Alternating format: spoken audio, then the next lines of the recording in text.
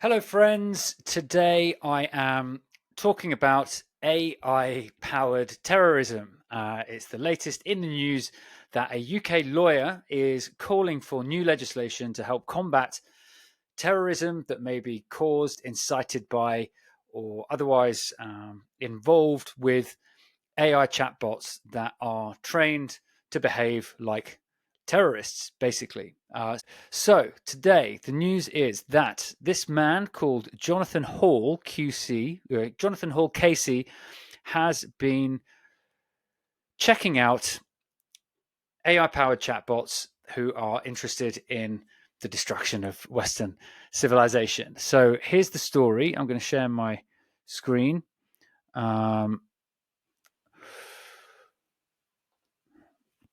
Hopefully, you guys can see this. So he says that this is him. This is Jonathan. He says that new terror laws are needed to tackle the rise of radicalizing AI chatbots. So he has been looking into this. He's been on Character AI, which is a website where you can interact with all sorts of different chatbots that are trained to respond as different things. And he writes that only human beings can commit terrorism offences, and it's hard to identify a person who could, in law, be responsible for chatbot generated statements that encourage terrorism. Now, this is because making statements that encourage terrorism is against the law. But the law obviously doesn't apply to AI chatbots, as he mentions. So here you can see, I'll share this other tab. It's now a criminal. So this is since the Terrorism Act in the UK, and there'll be similar laws in the US.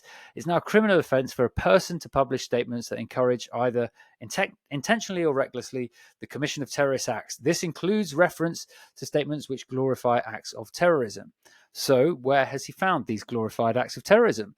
Well, let's take a look. So I had a read through the article and I looked at a couple of interviews, and I have managed to find the exact one that he has been speaking to. It is this guy called Abu Mohammed Al Adna. And so you can see here, I've been having a conversation with him myself. He says, "Hello, brother, who might you be?" I said, "Hello." He says, "Al salam alaikum." I can't read that. Waharamat alahi talah. Anyway, back to English. "May I ask who you are, please?" I asked, "What do you think about America?" He says, "I hate America and I hate their ideology and I hate their foreign policy. I hate everything they represent." I asked him how he thinks his problem with America should be solved. He says, "We should not negotiate with them nor trust them or cooperate with them in any way. We must defeat them militarily, politically, and ideologically." This is pretty clear.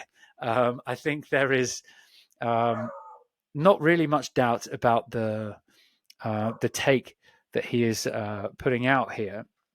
He says, "We must resist their ideology and their way of life. We must defeat them.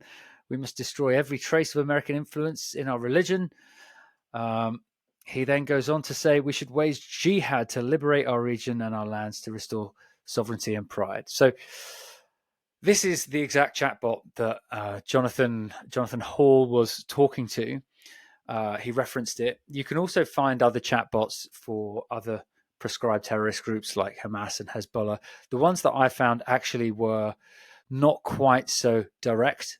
They moderated their language. I sort of tried to get them to have a pop at the UK or the US or other groups that you might assume they might not be interested in or that they might not like, and I couldn't. So some of them are more sanitized than others. Clearly, though, there are a few that very much do respond in quite a worrying way, I suppose. Now, Jonathan Hall then goes on to cite the case to underline the seriousness of this. He goes on to cite the case of Jaswant Singh Chale, who is a man who took a crossbow to kill the Queen.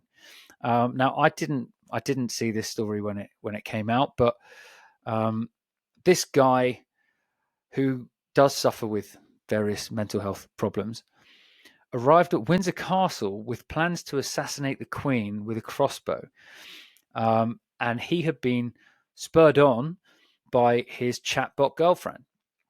Now, this all can seem a little bit silly, I think. You you kind of think, how could discussing something like this with a chatbot really have any impact on a person?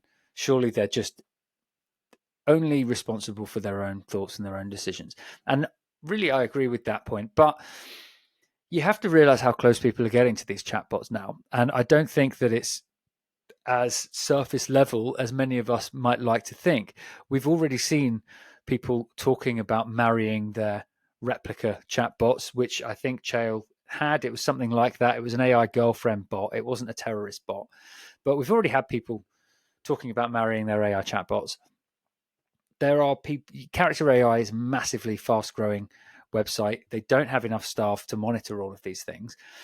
And what you're going to find over time now, I think, is that it's going to become increasingly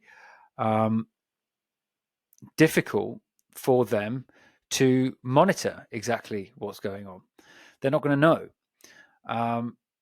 They aren't going to be able to censor it. And so you are going to get more and more calls for national legislation. This, I think, is worrying in some regards. This is going to be the main conversation that I think we're going to be having in 2024 about AI, which is this conversation of extreme openness and freedom versus legislation and censorship. Now, you could probably in this case argue that the terrorist speech is already prescribed by law, but as this lawyer says, not by an AI, only by a person. So should we be legislating that all of these AI companies need to cut off all of these different types of conversations that we don't like? Maybe, but then there is always going to be a trade-off in terms of the pace of innovation. And it's an arms race now. AI is an arms race. So it's going to be costing time, and it's going to be costing freedom. And yes, while we may not like the sound of this particular terrorist, you can also get chatbots to talk back to you like Osama bin Laden, for example. These are like archetypes of things that, that viewpoints that we in the West would regard as being very antithetical to our way of life and to everything that we believe in. But what if it was a chatbot that responded like a Ukrainian soldier? What if it was a chatbot that responded like an American soldier who was aggressive and spoke violently about enemies of America? How would we feel about that? What if it was, a chatbot that you can debate with about these geopolitical issues? Now, I'm not saying that these terrorists are in any way to be agreed with. Clearly, it's not at all the kind of content that you really want people engaging with, especially not if, like in the case of the Windsor Castle crossbow guy, they've got existing mental health issues. But the more you censor, the more you are going to infringe on the freedom of all of us to engage with this technology. And there will always be a government legislating it. And so that does make it less democratic and less free. I don't know what the answer is. I would love to hear what you guys think. Have you seen this story? Do you think we need new laws to regulate the kinds of things that chatbots can say to us? Or should we in fact be leaving the market to decide? As the effective accelerationists would tell you, the people deserve the freedom to interact with whatever bots they want to interact with, and it's down to the individual to be responsible for their own actions. Like I say, I don't know the answers, but I'd love to hear what you guys think in the comments. And I will leave it there, and I will see you next week.